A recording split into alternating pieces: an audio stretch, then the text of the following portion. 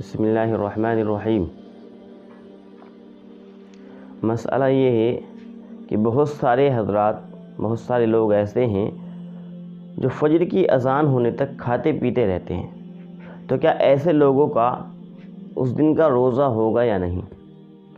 تو اس بات کو جان لینا چاہیے کہ فجر کی جو اذان ہوتی ہے وہ صبح صادق کے بعد ہوتی ہے، اور سحری کا جو وقت ہے وہ صبح صادق تک رہتا ہے۔ اس لیے بہتر یہ ہے کہ صبح صادق سے 5-7 منٹ پہلے تک سحری کھا کر فارغ ہو جانا چاہیے، تاکہ ہمارا روزہ بالکل صحیح اور مکمل ہو۔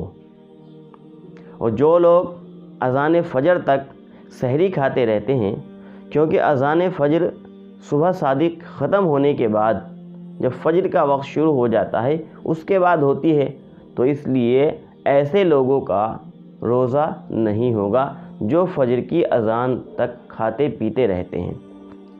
ایسے لوگ آئندہ احتیاط رکھیں اور آگے سے اذان فجر تک نہ کھائیں، بلکہ اذان فجر سے پہلے، صبح صادق سے پہلے تک وہ اپنے سحری کھانے سے فارغ ہو جائیں۔